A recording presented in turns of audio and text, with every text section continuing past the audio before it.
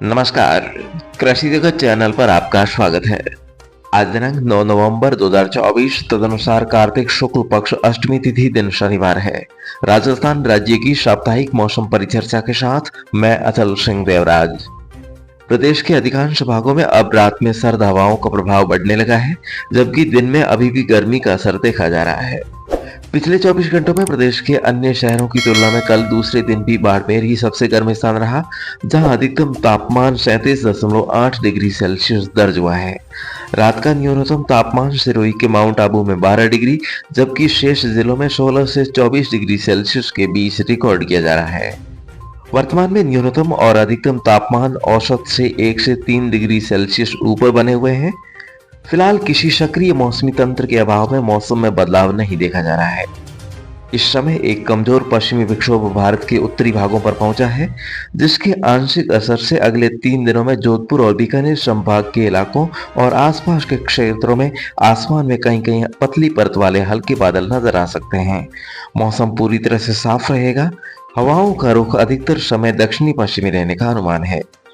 इस दौरान अगले 3 दिनों में तापमान में कोई विशेष परिवर्तन होने की संभावना नहीं है। तत्पश्चात दोनों तरह के तापमान में 1 से 2 डिग्री सेल्सियस की गिरावट होने की संभावना है। मौसम विभाग ने इस सप्ताह भर मौसम साफ रहने का पूर्वानुमान व्यक्त किया है। विभाग के अनुसार अगले सप्ताह की शुरुआत में एक मध्यम दर्जे का पश्चिमी विक्षोभ सक्रिय होने की संभावना है, जिसके प्रभाव से हिमालय क्षेत्रों में बर्फबारी और मैदानी इलाकों में कहीं कहीं बारिश हो सकती है तथा उत्तर पश्चिमी राजस्थान के इलाकों में 14 से 17 नवंबर के बीच बादल छाए रह सकते हैं तथा इस विक्षोभ के प्रभाव से भी राज्य में बारिश होने की संभावना बहुत कम है। परंतु इस विक्षोभ के प्रभाव से हिमालय क्षेत्रों में बर्फबारी होने तथा हवाओं का रुख भी इस दौरान उत्तरी होने की संभावना है, जिससे 15 नवंबर के बाद शादी विवाह के मौकों पर ठंड का प्रकोप बढ़ने की पूरी संभावना है। ऐसे में किसान भाई आगामी एक सप्ताह तक शुष्क मौसम को ध्यान में रखते हुए खरीफ फसलों की कटाई और रबी फसलों की बुआई का कार्य जारी रखें। 23 नवंबर के आसपास एक मजबूत पश्चिमी विक्षोभ आने की संभावना है, जिसके प्रभाव से पश्चिमी राजस्थान के जोधपुर और बीकानेर संभाग के इलाकों में मावठ की पहली बारिश हो सकती है और इस विक्षोभ के आंशिक असर से जयपुर और भरतपुर संभाग के इलाकों में भी मौसम खराब हो सकता है तथा नवंबर के अंतिम सप्ताह से अच्छी ठंड पड़ने की संभावना है। ऐसे में अगले 10 दिनों में किसान भाई अब तक लंबित पड़े खेती के कामकाज को निपटाने का पूरा प्रयास करें। आगे मौसम में जो भी महत्वपूर्ण बदलाव होंगे, जिसकी नवीनतम अपडेट आपको इस चैनल के माध्यम से हर रोज मिलती रहेगी। और ये मौसम समाचार कृषि जगत चैनल से प्रसारित किए जा रहे हैं। हर घंटे मौसम की ताजा अपडेट जानने के लिए आप इस चैनल को सब्सक्राइब अवश्य करें।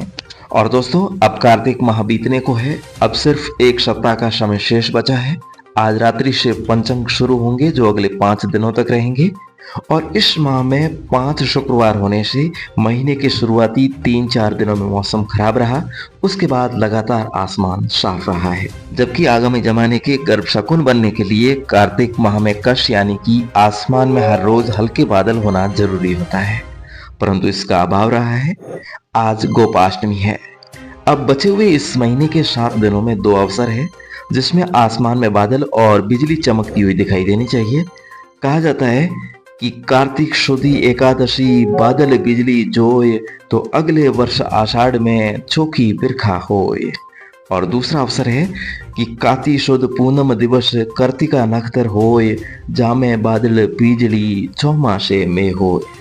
तो दोस्तों, इन दोनों ही अवसरों पर 2 पश्चिमी विक्षोभ आ रहे हैं, जिसमें पहला पश्चिमी विक्षोभ अब हिमालय क्षेत्रों पर सक्रिय हो चुका है, जिसके आंशिक असर से अगले 3 दिन बाद यानी कि एकादशी को उत्तर पश्चिमी राजस्थान के इलाकों में कहीं कहीं हल्के बादल नजर आ सकते हैं और दूसरे विक्षोभ के प्रभाव से पूर्णिमा के दिन भी बादलबाई से घटाटोप रह सकता है और उत्तरी राजस्थान में कहीं कहीं बिजली भी चमकती हुई दिखाई दे सकती है। कार्तिक पूर्णिमा को इस बार कार्तिका नक्षत्र कम मिला है। दोस्तों, कहा जाता है कि काति रूप में कटक बराबर। भले ही इस महीने में फसल कटाई के समय बारिश परेशानीदायक हो सकती है, लेकिन कुल मिलाकर देखा जाए तो दोस्तों, इस महीने में बहुत कम गर्भ शकुन बने हैं, जो आगामी चौमासे के कुछ भाग को जरूर प्रभावित करेंगे। ये एक प्रकृति का संकेत है। तो दोस्तों, आज के मौसम बुलेटिन में अभी के लिए बस इतना ही। कल सुबह हमारी फिर से होगी मुलाकात।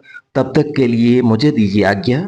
नमस्कार। ज्योतिष, मौसम विद्या और मौसम विभाग की ताजा जानकारी के लिए जुड़े रहें कृषि जगत अचल सिंह देवराज चैनल के साथ। जल्द मिलेंगे मौसम की नई अपडेट के साथ। तब तक के लिए नमस्कार।